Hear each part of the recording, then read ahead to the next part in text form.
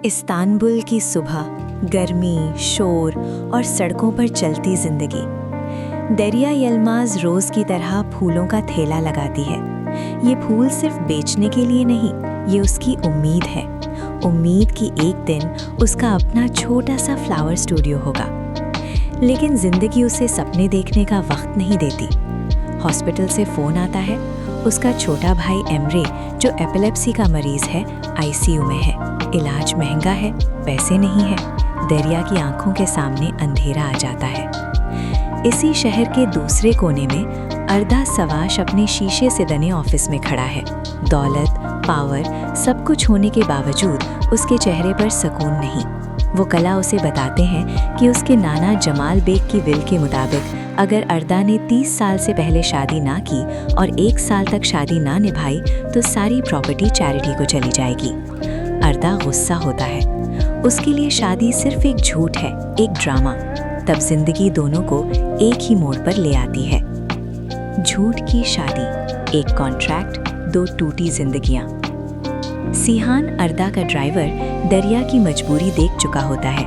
वही अर्दा को एक रास्ता दिखाता है। दरिया को एक ऐसी बिल्डिंग में बुलाया जाता है जहां सब कुछ चमकता है लेकिन हवा ठंडी है। अर्दा उसे सीधा सच बता देता है, मैं तुम्हारी हर मुश्किल हल कर सकता हूँ, लेकिन तुम्हें मेरे साथ 1 साल तक मेरी बीवी बनना होगा। ये प्यार का प्रपोजल नहीं, ये एक डील है। दरिया का दिल टूट जाता है, लेकिन फिर उसके जहन में एमरे का चेहरा आता है। माँ, बाप, घर, सब उस पर डिपेंड कर रहे हैं। आंसू गिरते हैं, हाथ कांपते हैं और वो कॉन्ट्रैक्ट पर साइन कर देती है। उस दिन दरिया सिर्फ शादी नहीं करती, वो अपनी खामोशी खरीद लेती है। अजनबी घर, अजनबी रिश्ता। कोर्ट मैरिज हो जाती है। दरिया अर्दा के शानदार मैंशन में आती है जहां सब कुछ खूबसूरत है लेकिन अपनापन बिल्कुल नहीं। अर्दा उसे साफ अल्फाज में कह देता है, ये घर नहीं, तुम्हारे काम की जगह है। वो उसके लिए बीवी है, सिर्फ लोगों के सामने। मेलिसा, अर्दा की करीबी दोस्त, दरिया को नीचा दिखाने का कोई मौका नहीं छोड़ती और अर्दा वो खामोश रहता है। लेकिन धीरे धीरे कुछ बदलने लगता है। अर्दा को सिहान के साथ दरिया की मुस्कुराहट पसंद नहीं आती। ये जलन उससे भी समझ नहीं आती।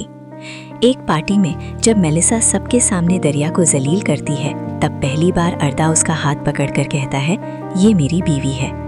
उस एक जुमले से दरिया का दिल हिल जाता है। दर्द से प्यार तक, जब दिल चुपके से बदलने लगे।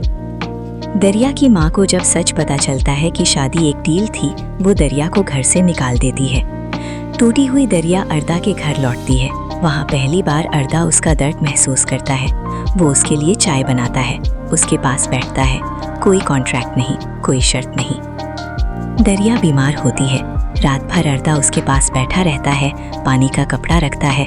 बेहोशी में दरिया उसका हाथ पकड़ लेती है और अर्दा का दिल पहली बार किसी के लिए धड़कता है। सुबह दोनों आँख खोलते हैं। कोई कुछ नहीं कहता, लेकिन दोनों समझ जाते हैं कुछ बदल चुका है। बारिश की रात, अंधेरा, सिर्फ 2 लोग और उनके राज। बातें होती हैं, सपने, तन्हाई, डर। अर्दा उसके करीब आता है, फिर रुक जाता है। ये कॉन्ट्रैक्ट में नहीं। वो चला जाता है। दरिया रोती रह जाती है। इसी बीच मेलिसा अपनी नफरत को हद से ज्यादा ले जाती है।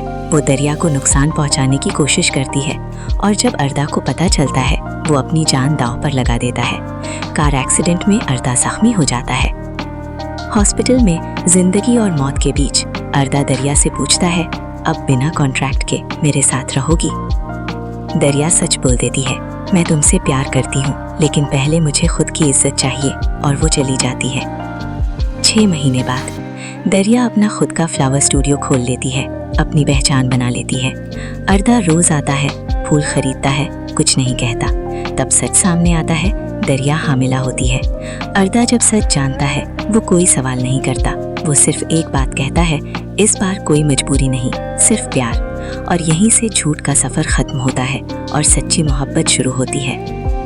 अर्दा दरिया को एक सिंपल से घर में ले जाता है। ना महल, ना दौलत का दिखावा, सिर्फ सुकून। दरिया मुस्कुराकर कहती है, अब ये तुम्हारा घर है।